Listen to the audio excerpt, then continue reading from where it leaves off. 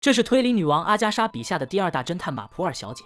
她与雷厉风行的大侦探波洛不同，是一个好管闲事、靠聊天破案的奇怪老侦探。通过交谈，她能快速找出嫌疑人的矛盾和破绽，从而推理出谁是真正的杀人凶手。好了，影片开始。今天继续给大家带来马普尔小姐探案系列的第1季第3集《命案目睹记》。胖姐在隔壁列车上亲眼看到一名女子遭到谋杀，可是经过调查却没有发现任何人的尸体，这到底是怎么回事呢？一切的开始要从这天说起。胖姐收到马普尔的邀请，准备乘坐火车前去马普尔家做客。路上她睡得正香，突然间火车的鸣笛声将她惊醒，原来是2辆列车在弯道处相遇了。就这样，列车并排行驶着，无聊的胖姐观察了一下对面的乘客。然而就在这时，对面的遮光帘突然弹起，胖姐看到了这令人不可思议的一幕。只见一名男人正死死地掐着女人的脖子，没多久就断了气。瞬间胖姐被吓惨了，连忙叫来乘务员并报了警。可一番搜查过后，警方却没有发现任何尸体。转眼间到了第2天早上，胖姐向马普尔说起了此事，这引起了马普尔极大的兴趣。于是2人来到当地警局，通过询问，警方表示他们在接到报案后，第一时间就赶去车站搜查了那辆列车。可是火车上根本就没有尸体。对此，马普尔认为尸体应该是被凶手从车窗外扔了出去。还没说完，警察就反驳道，火车的速度非常快，想要在行驶过程中打开车窗根本就不可能，更别说把尸体扔出去了。说完，马普尔和胖姐来到车站，找到了列车出发时刻表，然后还登上了那辆火车，还原了一下当时看到的谋杀场景。接着马普尔还拿出爱心放大镜，研究了一下火车行驶的路线，结果发现在一栋老宅附近有转弯的地方，列车到那里一定会减速。马普尔猜测凶手应该就是在这附近将尸体从火车上扔下去的，并且这个凶手还进行了周密的计划。他仔细选择了抛尸地点，就在那栋老宅附近。说完，胖姐刚好在杂志上看到那栋老宅正准备在圣诞节期间招聘厨师，于是马普尔灵光一闪，想到了一个好主意。他叫来好朋友的女儿露西，让露西去应聘厨师，混进老宅里寻找那具消失的尸体。喜欢冒险和破案的露西想想就刺激，二话不说就答应了下来。转眼间到了第2天，露西开着车来到了那座100年老宅。老宅的主人名叫卢瑟，拥有一个庞大的家族，他有4个儿子和2个女儿。只不过在几年前，他的妻子、大儿子和小女儿都接连去世了。后来卢瑟也变得一蹶不振，终日躺在病床上不能下地。平时这栋老宅只有大女儿艾玛和卢瑟住在里面。马上就是圣诞节了，其他的家人们也会陆续回来。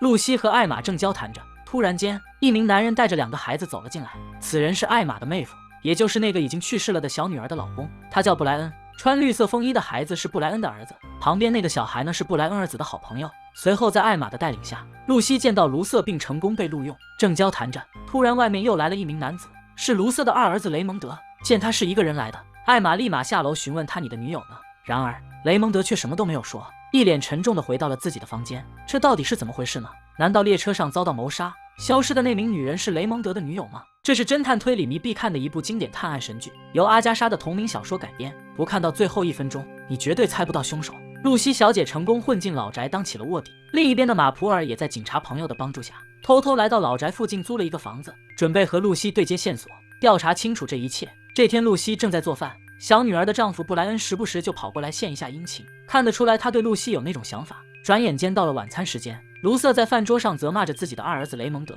本来这次2儿子是要带着女友回来谈论婚事的，可回来的却只有他一人，这让父亲很是生气。雷蒙德的女友去了哪里呢？难道说列车上被杀的那个人就是他的女朋友吗？随后画面一转到了第2天，布莱恩和露西在后院散步，通过聊天得知卢瑟的大儿子在战场上已经死了很久。大儿子去世之后，卢瑟就在这栋老宅修了一座陵墓，有亲人去世都会被埋在这里。2人聊着聊着走到了陵墓前，然而就在这时，2个小男孩突然跑了过来，要求露西陪他们捉迷藏。刚好露西也想到处转转寻找尸体，于是便爽快地答应了他们。就这样，趁孩子们躲着的时候，露西来到铁路边，在草丛中发现了一个狐狸钱包和女性粉盒。看来凶手就是在这里将尸体从火车上抛下来的。可是尸体被藏到哪里去了呢？转眼间到了深夜，2儿子坐在沙发上一边喝酒一边哭诉着说，已经结束了，他走了。难道说那名死去的女人真的是他的女朋友？为了解开心中的疑惑，露西直接询问2儿子雷蒙德。可令人没想到的是，雷蒙德说那句话的意思竟然是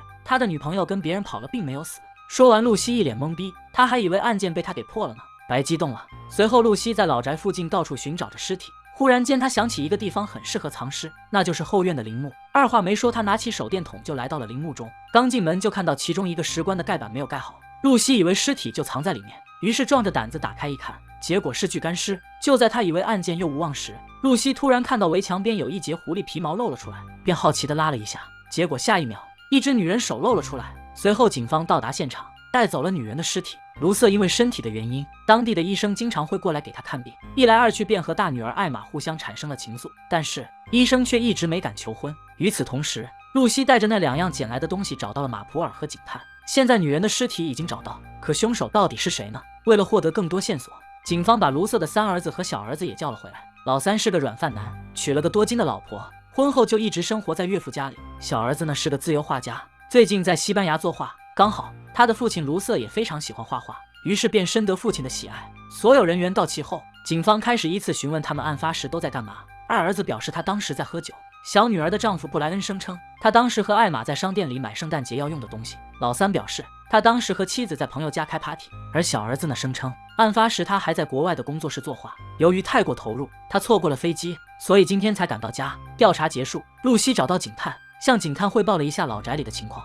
然而呢，这一幕却恰好被路过的老三看到，随后老三就以此作为要挟，对露西动手动脚。幸好这时布莱恩走了过来，老三才匆忙离开。另一边，警探调查到露西在铁路边捡到的那个粉盒是原装的法国货，而且这款产品法国那边还没有对外出口过，所以说死者很有可能是一名法国人。得知此消息后，露西故意对着卢瑟一家说道，死者应该不是英国本地人。刚说完，大女儿艾玛就立马回应说，死者应该是一个法国人。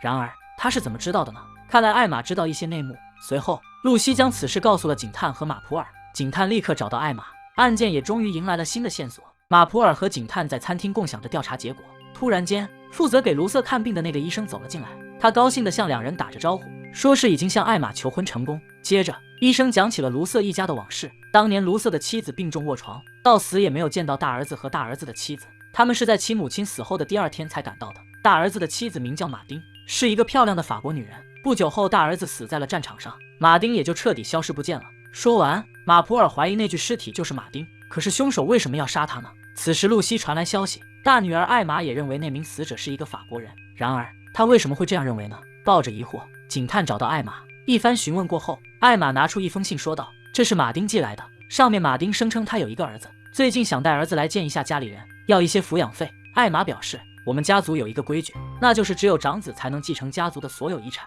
而马丁的儿子呢就是长子的长子，按照规矩，等卢瑟死后，所有的遗产都会被马丁的儿子继承，所以艾玛认为这就是凶手杀死马丁的动机。说完，画面一转，2个小男孩在后院玩耍时，在树林中发现了一张碎纸。布莱恩接过一看，发现这是马丁买裙子的收据，上面有马丁的亲笔签名。看到这些，布莱恩感到非常疑惑。与此同时，马普尔这边拿到了死者的尸检报告，一番研究过后，发现死者的脚底板非常粗糙，而且脚趾甲也被剪得很短。马普尔认为死者应该是一名舞者。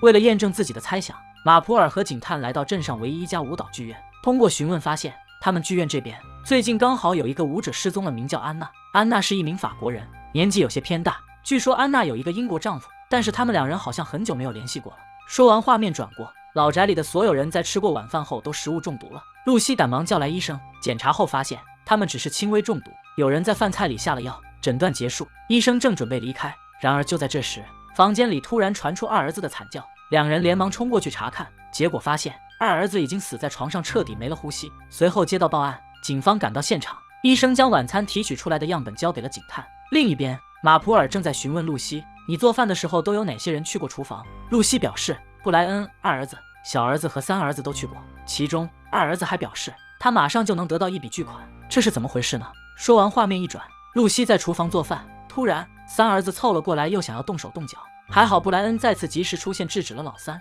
此时露西也通过交谈得知了一个秘密，原来多年以前，大儿子在战场死去，老三就对自己大哥的妻子，也就是对马丁做过禽兽不如之事。后来马丁也因为此事不再与这家人联系。布莱恩表示，这是马丁后来告诉他的，全家只有他一个人知道。与此同时，马普尔也找到了真正的马丁，原来那名死者并不是马丁，而且影片刚开始那个布莱恩儿子的好朋友就是马丁的亲生儿子。马丁表示他只和布莱恩一个人有过联系。此时马普尔也才说，他是看到布莱恩儿子的好朋友说着一口流利的法语，所以才猜到这一切的。现在可以确定死者就是那名失踪的舞者安娜了，可她的真实身份是什么呢？马普尔将案件全部梳理了一遍，终于知道了所有真相。为了验证自己的猜想是否正确，马普尔准备重演一遍胖姐在火车上看到的那个场景。他买了6张门票，邀请艾玛、医生、布莱恩、露西和小儿子去外地看演出。就这样，几人乘坐火车到半路时，马普尔故意吃面包卡住脖子，医生立刻站起身来查看。此时，两辆列车相遇，转弯时列车发生了颠簸，医生一不小心撞到窗户，遮光帘瞬间弹开。坐在隔壁的胖姐也再次看到了这似曾相识的一幕，胖姐一眼就认出了这个背影，杀人凶手就是医生。随后列车被截停，警探赶了过来，准备将其逮捕。其实医生和失踪的安娜是夫妻，两人感情不和，长期分居。医生想要离婚，可安娜是一个虔诚的天主教徒，死活不同意。后来医生喜欢上了大女儿艾玛，他一直没有向艾玛求婚，也是因为这个，他要在重婚和谋杀之间做抉择。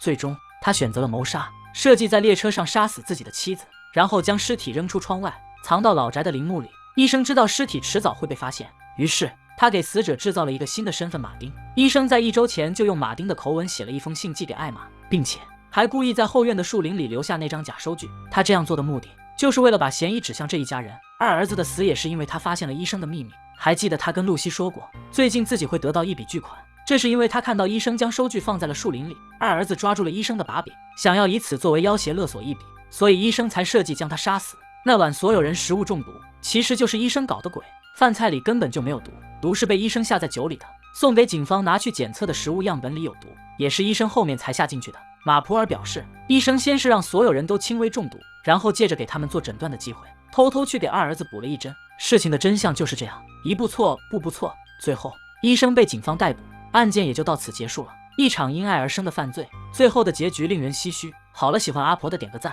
咱们下期再见吧，拜拜。